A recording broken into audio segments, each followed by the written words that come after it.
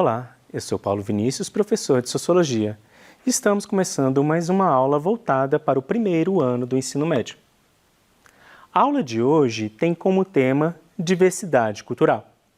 Então, aquelas pessoas que assistiram a primeira aula sobre etnocentrismo e relativismo cultural, vai perceber que essa aula é uma continuidade da discussão passada. Então, nesse bimestre, trabalhamos dois temas dentro do conceito de cultura. Primeiro, etnocentrismo e relativismo cultural, e agora, diversidade cultural, que é uma forma do desenrolar sobre a discussão de relativismo cultural. Essa aula também tem duas habilidades. A primeira habilidade é identificar, analisar e discutir as circunstâncias históricas, geográficas, políticas, econômicas, sociais, ambientais e culturais da emergência de matrizes conceituais hegemônicas, etnocentrismo, evolução, modernidade, comparando as narrativas que contemplem outros agentes e discursos. E a outra habilidade, analisar a produção de diferentes territorialidades em suas dimensões culturais, econômicas, ambientais, políticas e sociais no Brasil e no mundo contemporâneo, com destaque para as culturas juvenis. Como foi falado na aula passada, diante da complexidade, da diversidade que o tema das habilidades propõe, então nós vamos simplificar falando sobre os diferentes contextos sociais e como influenciam de maneiras diversas os comportamentos dos seus grupos sociais. Então, se nós vemos que cada pessoa vive numa cultura e essa cultura é diferente da outra, logo, esses indivíduos também têm um jeito de ser, de viver diferente dos outros. Por isso que nós falamos que são comportamentos diversos. No final da última aula, nós falamos sobre o antropólogo Franz Boas e a ideia de relativismo cultural, que diante da diversidade cultural, nós não podemos falar que uma sociedade é melhor do que a outra ou que uma cultura é melhor do que a outra, como se existisse uma hierarquia cultural. Então, diante da diversidade, todas têm a sua importância, todas são válidas, então eu olho para as culturas com um olhar relativo. Na última aula, vimos também que todas as pessoas, por viverem em sociedade, têm cultura. Então, lembrando que nós não podemos mais ficar julgando as pessoas pelas músicas que ouvem, pelos filmes que assistem, ou séries, novelas, ou pelo jeito de se vestir, julgando-as se elas têm cultura ou não. Pois essa forma de julgamento é um olhar etnocêntrico. Então, etnocentrismo é quando eu considero a minha cultura melhor do que a outra. A cultura se refere ao modo como elas se organizam enquanto sociedade, como sua língua, seus costumes, suas tradições, seus hábitos, suas crenças e valores morais. Cada sociedade tem seu conjunto de linguagens. Inclusive, nós podemos colocar que não é somente a linguagem falada, mas também, se nós pensarmos na linguagem de sinais, elas também são diferentes de um país para o outro, porque também há elementos culturais que influenciam nos sinais da linguagem. Por exemplo, no Brasil, nós temos a Libras, que é a língua brasileira de sinais. Então, ela não é universal, porque há símbolos que tem gestos que são culturalmente construídos. Sendo assim, toda a cultura é um empreendimento social que foi construído ao longo da história, passando por gerações. Então, uma sociedade, ela constrói a sua cultura e reproduz os elementos por meio das gerações seguintes.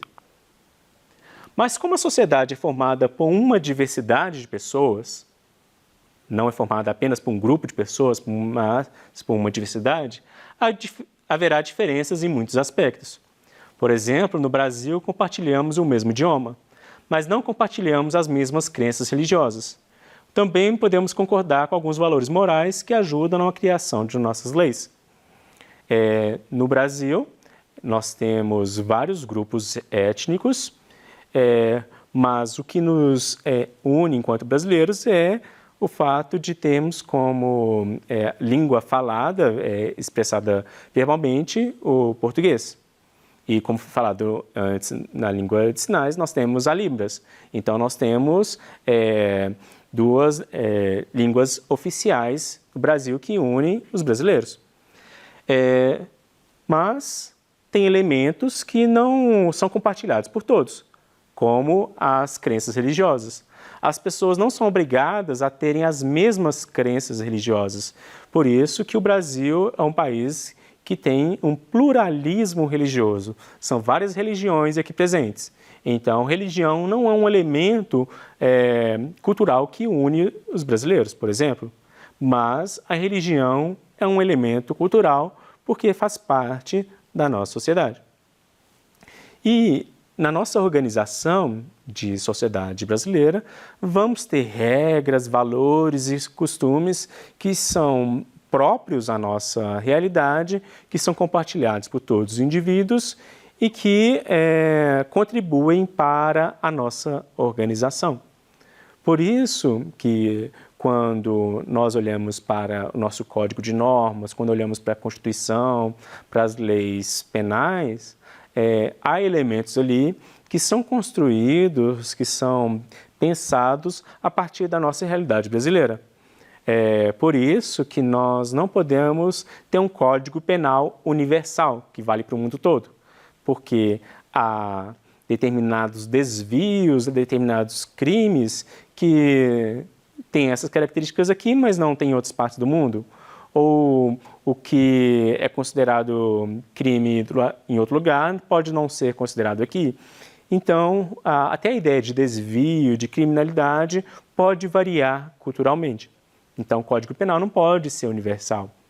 Mas nós temos um conjunto de normas, um conjunto de valores que constituem a Declaração Universal dos Direitos Humanos, que é a base cultural para julgar uma sociedade ou outra pelos seus aspectos culturais, que nós vamos falar mais para frente. Temos regiões que têm suas tradições específicas e há hábitos que são diferentes em cada parte do país. Você já viajou para algum lugar distante de onde mora e observou isso? Por exemplo, você sai daqui de Minas Gerais, vai para o Nordeste ou para o Sul ou para o Norte e percebe que as pessoas têm comportamentos distintos do lugar onde você vive, às vezes a roupa, o jeito de falar, ou até mesmo na forma como lida com os alimentos. Assim, nós podemos pensar o açaí, que se popularizou, onde as pessoas, principalmente aqui em Minas Gerais, têm comido de forma doce, então acompanha com leite condensado, com morango, com alguma fruta, mas tem outras partes do país que ele é consumido com farinha, com peixe, ou seja, com alimentos salgados. Então, até mesmo em relação à alimentação, nós vamos ter um trato diferente e isso é cultural. Esse fenômeno, ou seja, esse jeito de lidar de forma diferente com as coisas, mesmo compartilhando o mesmo território brasileiro, é chamado de diversidade cultural.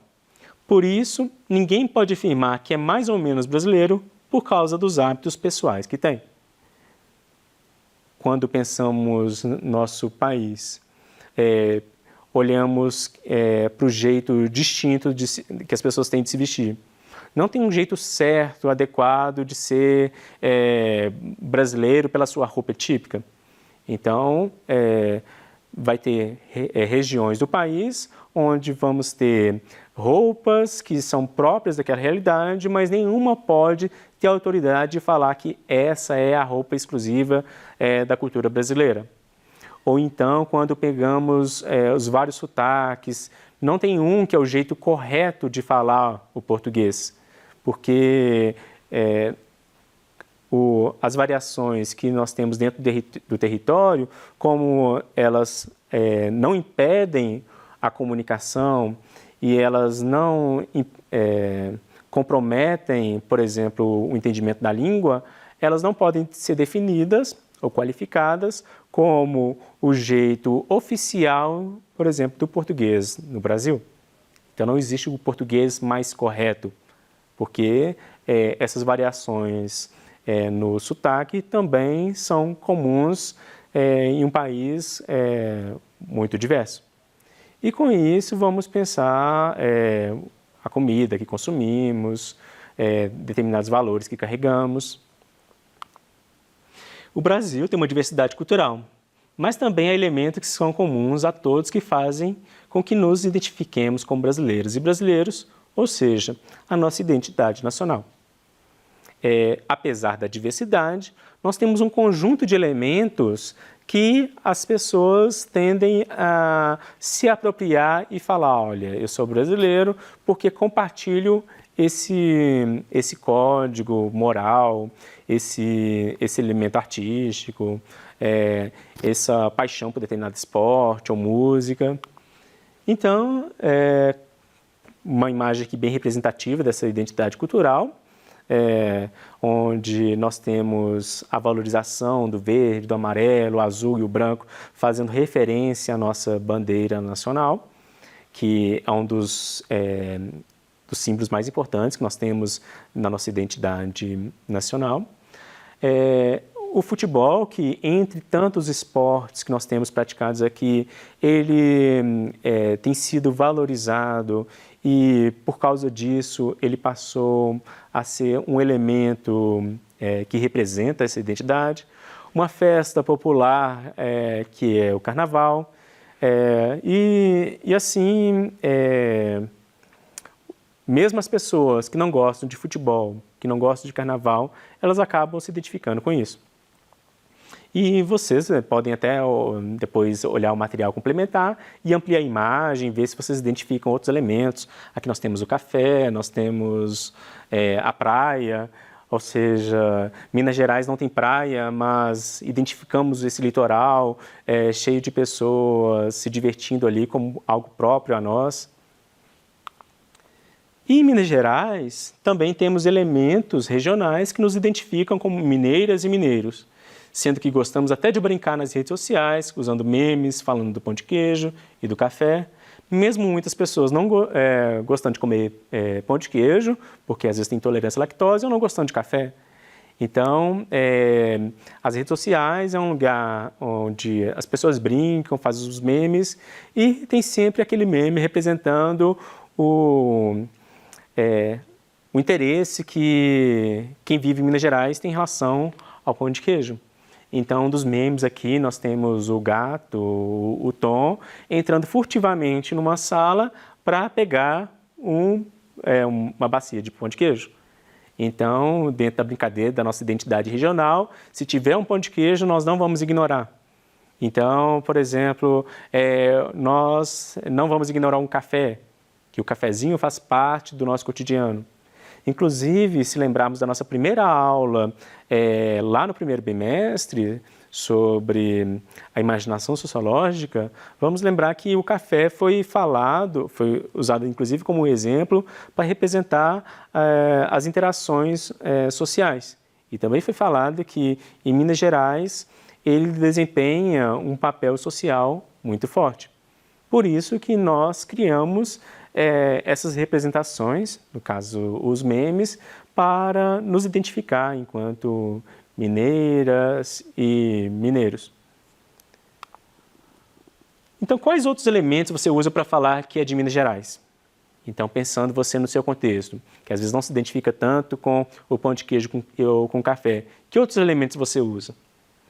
Por isso é importante a valorização da cultura, ressaltando a história, a memória, as festas e as tradições de um povo por meio de todas as manifestações artísticas, seja a música, a pintura, a escultura, a arquitetura, etc.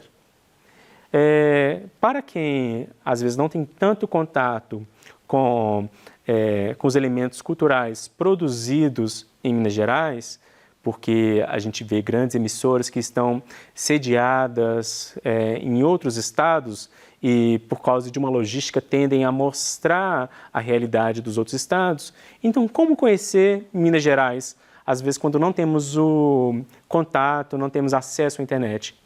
E olhamos, por exemplo, no nosso canal, que acontece as nossas aulas, que é a Rede Minas. E vocês podem reparar que durante o intervalo, enquanto vocês terminam a aula de Sociologia, ou então quando aguardam a aula seguinte, tem uma programação que mostra essa diversidade cultural que existe em Minas Gerais, para mostrar que ser mineiro não está restrito a consumir determinados elementos. Então, aqui vemos que em Minas Gerais há uma diversidade cultural e que ela também é possível de ser mostrada. Por isso, a importância da gente valorizar a nossa identidade regional, a nossa cultura e valorizar, inclusive, os meios que divulgam esses elementos de Minas Gerais. Para pensar, a cultura não é algo que deve ser estagnado. Por isso, deve ser questionada com o tempo. Mas, ao mesmo tempo, falamos de valorizar a cultura. Será que estamos nos contradizendo? Então, como resolver esse impasse? Aqui nós temos duas situações, inclusive pensando na última aula, falando que cultura não é algo natural, porque é natureza. Então, ela pode ser mudada, ela tem que ser repensada e modificada com o tempo. E hoje, falando sobre diversidade cultural, falando sobre, inclusive, Minas Gerais, falei sobre a valorização da cultura, preservando a história, a memória. Então, como resolver esse impasse? Nós temos que mudar ou manter? Então, qual é o critério que nós temos que usar para isso? No início dessa aula, eu falei que nós não temos leis para o mundo todo, mas que nós temos a Declaração de Direitos Humanos, que nela há um conjunto de critérios que usamos, inclusive, para julgar e influenciar culturas diferentes. Então, as ideias são valorização. Quando há preservação da memória, respeito, valorização da vida e ninguém é prejudicado, então é algo que vale a pena ser preservado. Aqui, se nós estamos falando da memória, da história e valorizar inclusive as crenças de um povo e nesse processo de valorização das crenças ninguém é prejudicado, então é um elemento que pode ser valorizado. Questionar para mudar. Quando há práticas de preconceito, alguém é privado de sua liberdade individual, o seu corpo é controlado e até mutilado, ou uma prática que condena as pessoas à morte. Aqui, nós vamos olhar para práticas discriminatórias, práticas que reforçam, por exemplo, o machismo, que contribuem para o feminicídio, contribuem para a homofobia, e as pessoas podem falar, isso é natural, sempre foi assim. Então, é uma coisa que nós não podemos tratar como natural e buscar uma forma de erradicar, de superar. Então, aqui nós vemos que não é porque é cultural que nós vamos manter, e não é porque é cultural que nós vamos mudar sempre. Então, nós temos critérios de avaliação daquilo que nós preservamos e daquilo que nós mudamos. E o ponto-chave dessa reflexão é a valorização da dignidade humana. Então, na aula de hoje, aprendemos como reconhecer e a valorizar a diversidade cultural. Então, lembrando desse impasse que nós tivemos, mas que é facilmente resolvido. Por isso, diante de toda essa discussão que nós tivemos sobre cultura, eu sugiro a vocês aprofundarem mais, pesquisarem mais, porque cultura não pode ser algo que nós vamos reduzir apenas a um conjunto de ideias e que, dentro da diversidade cultural, tem outras formas também de ver o mundo. Por isso, convido vocês a também assistirem às próximas aulas, onde vamos explorar outros temas. Obrigado e até a próxima aula.